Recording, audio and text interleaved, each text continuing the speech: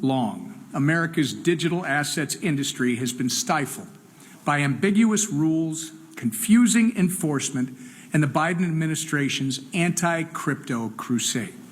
But President Trump and this Congress are correcting course and unleashing America's digital asset potential with historic, transformative legislation. President Trump promised to make America the crypto capital of the world, and today we delivered.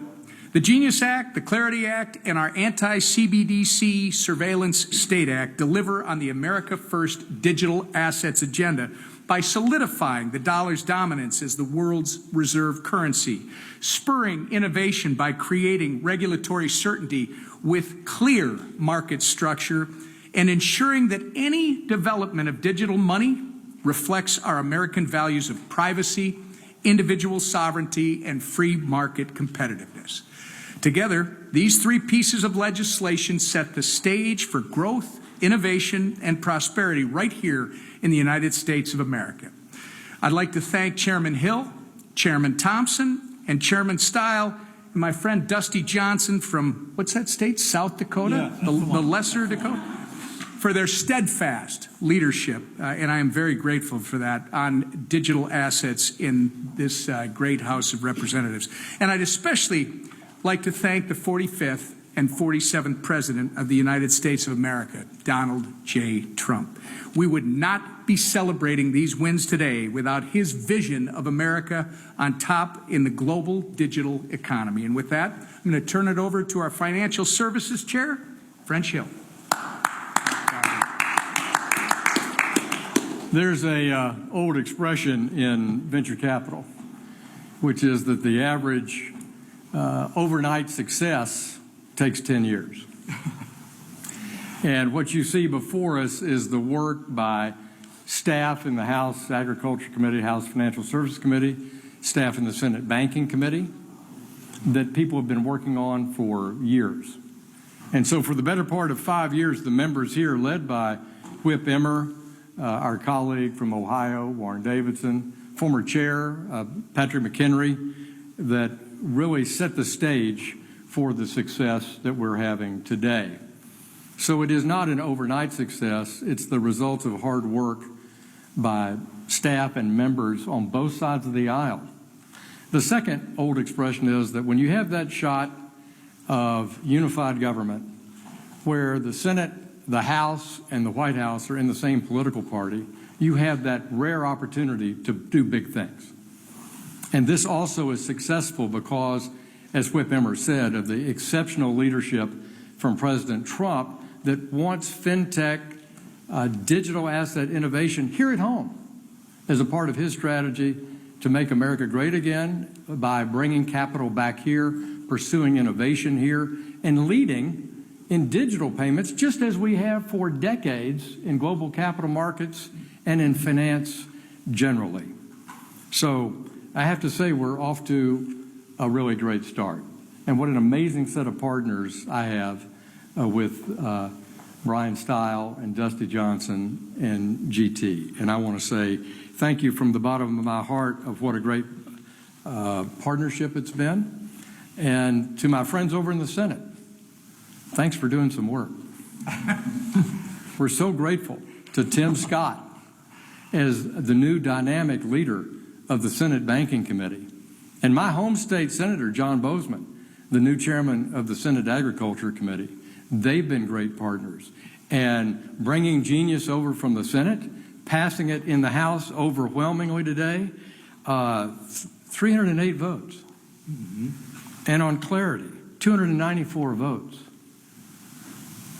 I think the doubters around here, maybe some in this room, need to go back and check your premises of not betting against the team you have up here and the team led by Mike Johnson and Steve Scalise that are going to join us.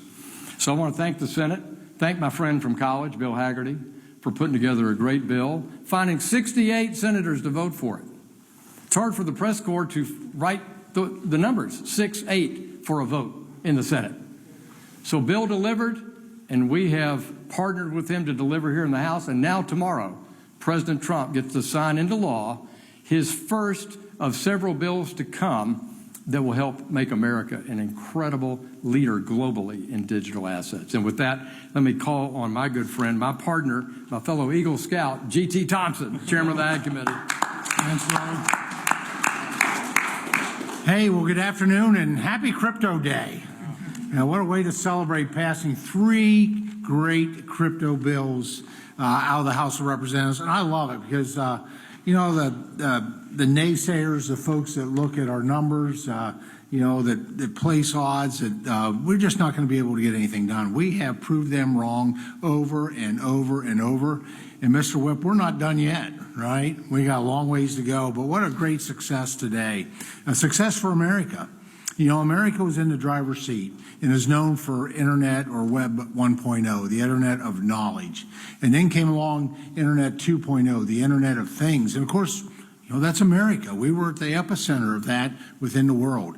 But the question was, who was going to have control and have be the center of Web 3.0, the Internet of value? And the competition was steep. It was great.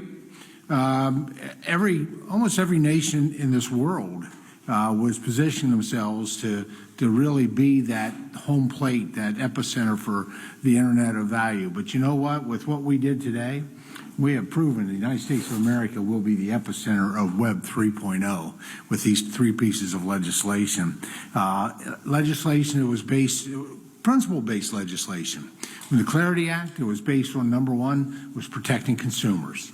That's extremely important to do. As somebody come out of healthcare and do no harm, that was important to our committees as we worked on that. But equally important was to provide legislation, a legislative map going forward, a regulatory regime to where we fostered innovation. Because this is not just about Bitcoin or cryptocurrency, this is about blockchain technology. And it's hard, I mean, we can't even imagine, we know what we can do today, but it's hard to imagine what we can do tomorrow over the horizon. But we can do that now with a framework like we've passed today. What a great team to work with, you know, French Hill and Dusty Johnson, Brian Stile, our Speaker, Leader, Whip, and our Democratic colleagues. My thanks on the Agriculture Committee to my ranking member, my agriculture partner, Angie Craig, and Dawn Davis, who was really at the tip of the spear with the subcommittee serving with Dusty, did a great job. But, you know, we're celebrating right now, but we're not resting. We're not resting. We're looking forward. I mean, and what I see is a bright future for even more and even better. We've got a Senate Ag that's committed to move. In fact, 2 days ago they had a hearing on market structures. We led by a mutual friend, Senator Bozeman. And then the Senate Banking Committee, which is committed to move, led by a fellow a former House member and a good friend to all of us, Tim Scott. And then we do have President Trump, who is committed to bringing our country into the future through the modernizing what really is the financial and technological sectors, and that's what we've done today. So I'll just we'll take a few minutes to celebrate, but then quite frankly, we're going to be right back at it because we got a lot more to do and a lot more wins to put on the board. And I am really pleased to introduce a dear friend of mine. He serves on he's a leader within our conference, and he serves on the Financial Services Committee well as a subcommittee chair. Brian Stiles. Thanks, Chairman Thompson. An incredibly exciting day, in many ways worth the wait over the number of years that led up to this moment to pass transformative legislation in the House, worth the wait over the past couple days as we got everybody into agreement of how transformative and important this legislation was to be delivered. I read some tweets, probably from some of you in this room, during those debates, and I thought, time and time again, the House Republican Conference is underestimated and we over-deliver. And I think what you saw here today on the House floor, passage of these 3 critical pieces of legislation, is the House once again delivering for the American people on the promise that the United States will be the leader in Web 3. 3 critical pieces of legislation. I want to highlight 2 of them in particular. The bill of stablecoin legislation, the Genius Act that passed the Senate, and passed the House just now will transform stablecoin, payment stablecoin, and dollar-backed stablecoin. It'll do two really important things. One is this can be transformative to make sure that the U.S. dollar remains the world's global reserve currency. And I don't think that should be underestimated, as how significant and transformative this can be in making sure that the U.S. dollar remains the world's dominant currency. The other aspect is this provides true, real, and substantive consumer protections. And I think what we showed on the House floor with the vote total in particular is a real opportunity to make sure that we're cementing both of those key principles in place. I can't be more excited. We'll be down at the White House tomorrow with our colleagues in the Senate, Senator Hagerty in particular, who led this bill on the Senate side, watching this bill be signed into law by President Trump, and we're thankful for President Trump's leadership across this space. The second bill that we passed, the Clarity Act, is also, I think, maybe even more transformative in the big picture. And I don't think we could give a big enough thanks to both Chairman Thompson for his years-long leadership in this, and Chairman French Hill for his continued leadership in the House Financial Services Committee in this regard. And I think the vote total is a testament to the hard work of all of those behind me, Whip Emmer, Dusty Johnson as well, but in particular, the hard work of G.T. Thompson and Chairman French Hill. I think the Clarity Act is incredibly transformative also. And I think if we step back and look at it from a historical perspective, what we did is we survived 4 years of the Biden administration with the chairmanship of Gary Gensler of the Securities and Exchange Commission, putting forward often very poorly formed and horrific policy through enforcement and punishment through selective enforcement action. What this does is provides a framework with which I believe we will unleash American energy capital and human capital investment so that we're building the next wave of Web3 companies and Web3 technology here in the United States of America. And so I think this is a transformative moment. I could not be more excited for the totals that we put on the board. And I think the totals that we put on the board, specifically as it relates to Clarity, is a massive statement of the energy that exists in the House of Representatives, that exists in the United States, and it's a call on the United States Senate to pick up this legislation and move quickly, because time is of the essence that the United States maintains its lead in tech dominance, and the Senate moving on this legislation quickly is absolutely essential. So it's a day of celebration. We're back to work, as Chairman Thompson said, and now I have a great honor of introducing truly one of my good friends, Subcommittee Chairman Dusty Johnson from the state of South Dakota.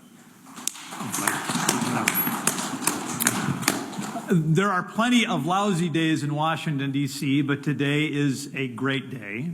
It's a great day for innovation, for bipartisanship, and for American leadership. History doesn't repeat itself, but it does rhyme. And before I came to Congress, I was in the broadband industry. And the 1996 Telecom Act, it provided the rules of the road that were needed to unlock the internet era. And that was a watershed victory for our country. Ladies and gentlemen, here we are again. The Clarity Act, along with Genius and Anti-CBDC, give us those regulatory rules of the road that are necessary for us to unlock this new watershed victory for America, so that we can capture the kind of innovation and consumer protection and investment that all of my colleagues have been talking about. This is a great day. I want to close with a few notes of thanks. And it's interesting, right, that we've all seen in D.C., the politicians, it's always me, me, me, me, me. Did you notice how every single one of these gentlemen talked at length about their partners in delivering this victory?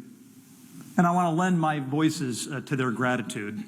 President Trump has talked about a golden age of America, and he has pushed us to think bigger and think more optimistically about what we can accomplish in this space. Victory has 1,000 fathers and mothers, but Donald Trump is absolutely one of them. The chairman, Hill, Thompson, style, just remarkable. The early adapters, Emmer, Davidson, McHenry, the guys, the Johnny Appleseeds who brought us to this point. The Democrats, Angie Craig, Don Davis, Richie Torres, Josh Gottheimer, so many others, who understood that they might be they weren't going to be with 200 Democrats when the board was closed, but they knew that they would be with 70 or 80 really far-sighted folks who wanted to work in a bipartisan way. And then finally, I mean, I'm not going to mention all the staff, and it's dangerous to highlight just three, but the three that I've spent the most time with over the last 3 years, those who have taught me, who have helped me to understand the blind spots, those who have patiently provided briefing document after briefing document and legislative draft after legislative draft, and just have been willing to be pushed by me and been willing to push me. I mean, Nick and Paul and Allison are just remarkable professionals. And I know that it is sometimes fun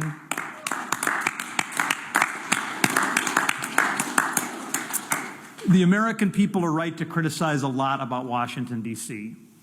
But I got to tell you, they have no idea how good and how decent and how smart the professional staff on both of these committees are. And what a beautiful blessing they are, and what a great day this is for innovation. Thank you. So since the speaker and the leader are not here yet, anybody have any questions for these great leaders? Yes, sir.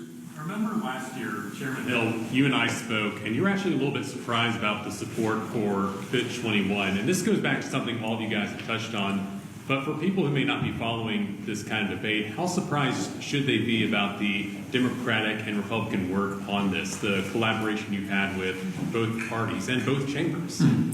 Well, to the staff present and to the members before you today, of course, it's not surprising, because long before the politics of 2024, that I read about in certain publications about crypto, these members and our staffers were in meetings on a bicameral and bipartisan basis, week in, week out, talking about ideas about where does Web3 go? What does financial services built on a blockchain mean? And we had hundreds of meetings, hundreds of industry participant meetings, roundtables. And I'll say the same is true for our good friends, Senators Gillibrand and Lummis, and Senator Haggerty, and many. I don't want to be in the name game, but we had that kind of work on both Senate Ag and Senate Banking and in our House. Bicameral, bipartisan from day one. And I have never made this about politics. I've made it about American innovation, and President Trump on the campaign trail made it part of America First. How do we bring this capital back? As soon as he learned about blockchain innovation, operating systems being written on a blockchain, how to maintain the dominance of the U.S. dollar as the reserve currency, he began to, it was an evolutionary process for the president, and he admits it. He's talked about it all the time. It was about learning together. And so when I look at the board and I see on Clarity 78 Democrats, we got 71 Democrats on FIT 21 last year, in the Biden administration, with no statement of administration policy against it from President Biden. And today, under President Trump, with a statement in support of it, we got 78. And on Genius, coming over from the Senate, 102 Democrats supported Genius. This is about bicameral, bipartisan leadership for who? For the American people and for American innovation. And I think the voters out there, the citizens out there, ought to revel when they see this. But you won't see this covered on cable news at night, because we're cherry-picking the fights between Democrats and Republicans. But every day in my decade on Capitol Hill, I've seen people just like this that we've lauded today working together to get to yes on policies that make a difference for our country. So actually, I didn't know what number to be, but I knew that my target was to beat FIT 21, and I made a bet with myself, and I won. Questions? Yeah. Mr. Stile mentioned that you want the Senate to take up market structure quickly. what is your sense of how it will fare over there? And if the Senate, after working on its bill, gets it through that chamber and overcomes a filibuster, and then says to you folks, hey, you got to take ours because we beat the filibuster, you got to do this one. How are you going to react? I'm going to defer to others on the process, but I can tell you this. The vote total in the House shows massive support across party lines. It shows the support of the American people to get this right. And I think it shows the energy that's here. And to me, that's a sign that the United States Senate should pick up this legislation and move quickly. I'm of the belief that this is incredibly well thought through, well drafted, and well prepared legislation. I'll let anyone else comment on the process. That's not my expertise. Well, I'll just add, it's not a partisan issue, as Chair Hill made very clear. The goal was to show that, as these gentlemen have already spoken, we did today. It is also the White House. It's part of the agenda that they want. So you got to remember, we always talk about Republicans and Democrats, but in this case, we're not. We're talking about supporters of innovation, supporters of the 21st century digital age, and making sure that this country is the leader.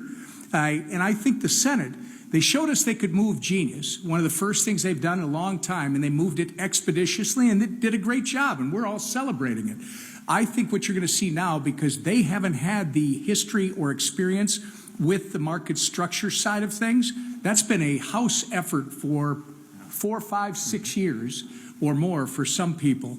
I think they need to work through that. They need a little bit of time to do that, but I expect that they are going to pick this up and move it. Whether it's our bill, I expect it's going to be. They might make some adjustments, but I expect they're going to get it done, and the White House is going to sign it. The White House has asked for it, so I do expect it to move.